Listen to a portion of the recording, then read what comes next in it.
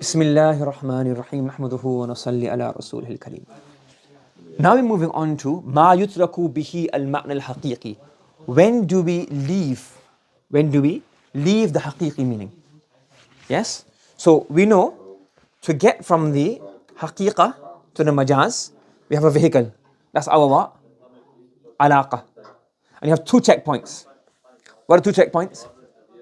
صحة اللفظ and صحة المعنى. But what causes you to leave the حقيقي meaning? What makes you migrate? So what's the cause on your homeland? The cartoon, isn't it?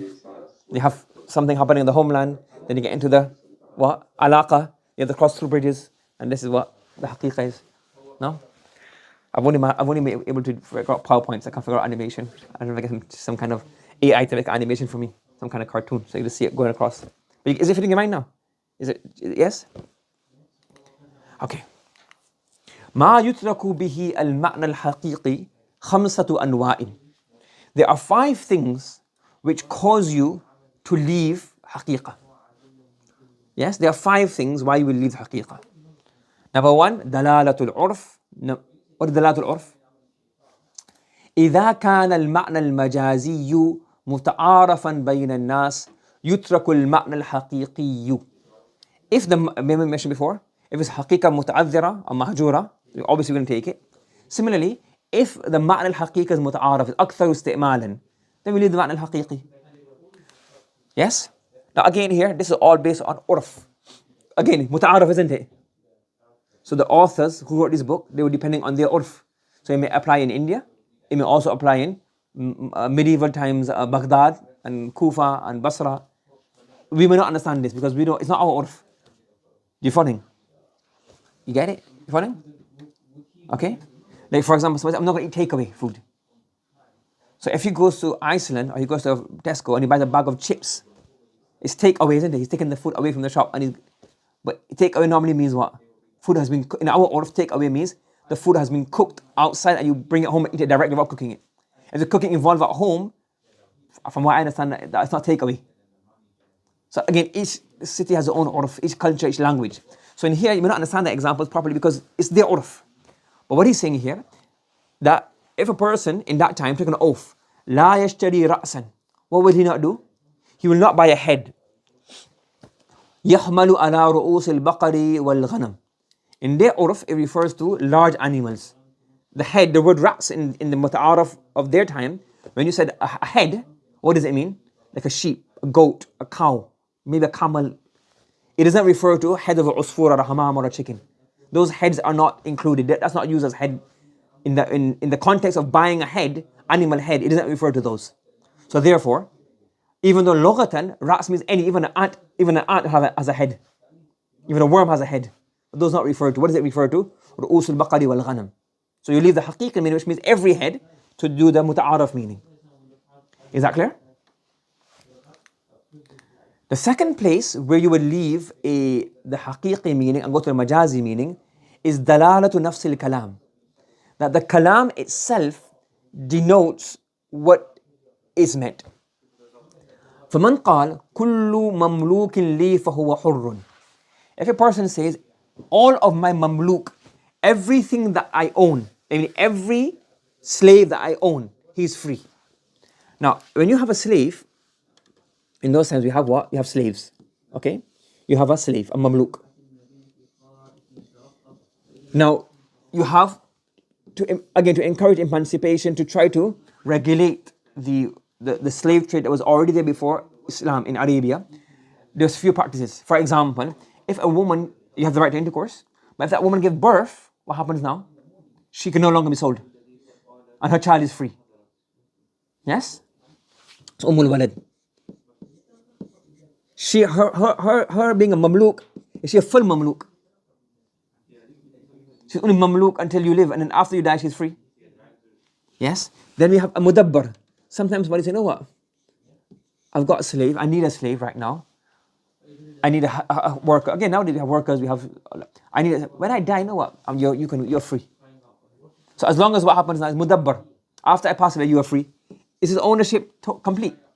You own it completely? I say no. So you have certain types of mamluk who are mamluk, but they're not mamluk min kulli wajhin. So he's saying here, he said, كل مملوك لي فهو حر, that a person takes an oath that every single one of my mamluk is free. You have another one, mukatab. What's a mukatab? A person says, look, you know what? I purchase you, and I got money to purchase you. One is the most virtuous thing, I just free you. I will get reward for that. But I'm not that generous, or I can't afford that. But what I'll do is, whatever I invested money in you, just pay me off. Mukatab, just pay me off your value. Give me this much money and I'll let you free. Whatever the price was, just pay me that much money. Are you following? He's also not free min kulli wajh. He's also not totally free. So he's saying here that these types of slaves will not be free. Because the word itself, kullu mamluki, means it kind of denotes what?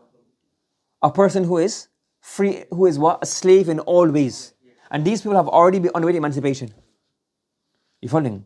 لأن المملوك يتناول المملوك كاملا. Because the word mamluk, لغة, it refers to one who is owned totally. Because what do you say as well? المطلق إذا أطلق يراد به الفرد الكامل. When you use a mutlaq word, you normally mean the entire, who is totally mamluk. So because they are not totally mamluk, they won't be free. Who will be free?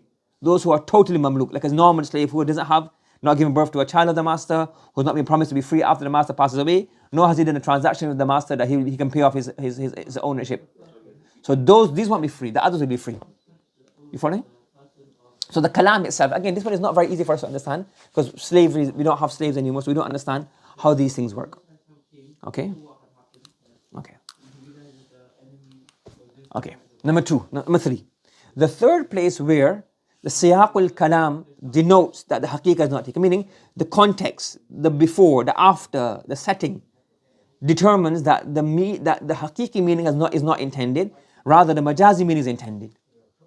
For example, again, the fuqaha regulated like kind of rules of war. Before the United Nations even had the convention, Muslims had, the fuqaha had put certain rules in place. Look, in war you can't do this, you can't do this, you can't do this, you can't kill. The Prophet set the standard, and the fuqaha then expanded on this. So we're saying, for example, you go to war, and if you say to a harbi, person who you're at war with, they're in the fort, they're in the house, they're in some kind of secure place, you say, inzil, come down. If you say this, فَنَزَلَ كَانَ آمِنًا. If he comes down, what will happen now? He's amin. He's no longer, you can't fight him. Because you told him to come down, he came down. So now the context means that I come down, you don't need to worry. The way you said it implied what? That come down, no need to worry, I'm giving you aman, I'm giving you like a peace.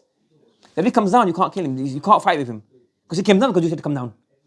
However, if you say to him, come down in kunta rajulan. If you're a man, come down. If he comes down, then you can fight him.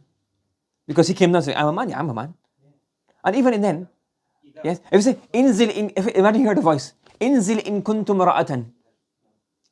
Come down if you're a woman. And she came down. What happened then? What do you think? Is she amin or not amin?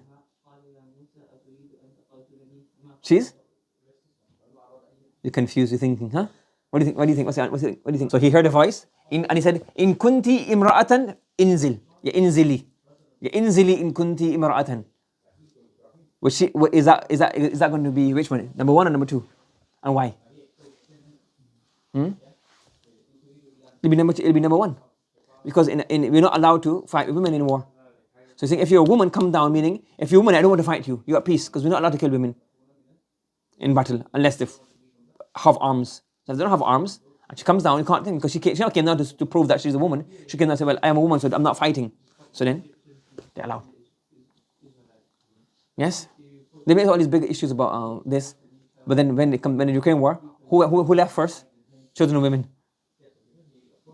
Yes, they made all the issue that you being like, gender equality and all that. And then it came to that. Then they say what? Who left on the trains? Children and women. Anyways, دلالة من قبل المتكلم. That the way the speaker speaks, himself, كيمين الفور. يمين الفور, it can be used of both meanings. فور يفور فورا means immediately, and فور also means فار يفور, a far to burst open, to gush forth, like غضب, anger. Imam Bukhari is taking the meaning of من فور هذا, the other meaning, to not immediately but rather to burst forth in anger. So let's say, for example, I'm sitting in class Can I go toilet? Can I go toilet? Can I go toilet? Can I go toilet? If you ask me one more time, I'm going to beat, Wallah, if you ask me one more time, I'm going to batter you. Or Wallah, you ask me one more time, I'm going to eject you from Murdisa. I'm going to expel you from Murdisa. Then tomorrow you ask me, Mana, can I go toilet? What does that mean? The Yamil Fawr. That when you ask me there and then, it means I'm talking about this particular situation right now.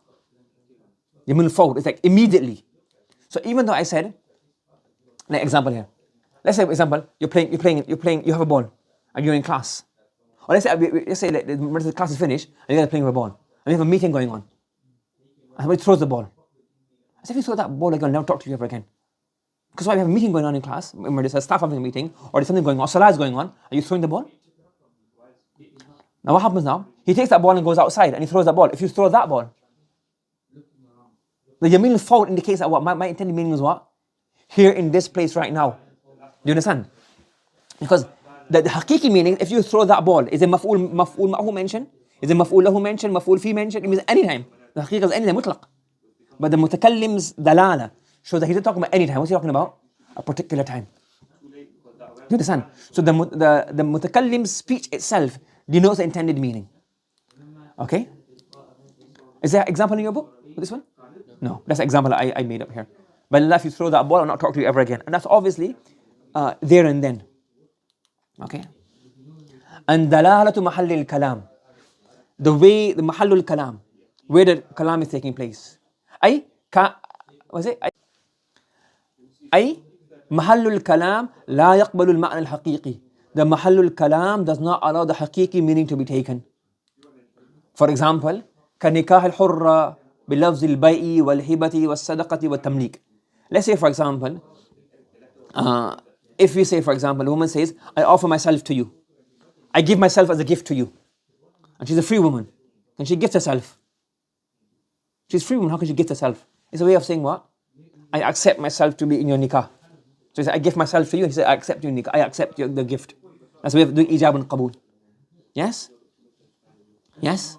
So you can use these words. So if the woman is free, then automatically that the mahallul kalam, the kalam is taking place on a free woman.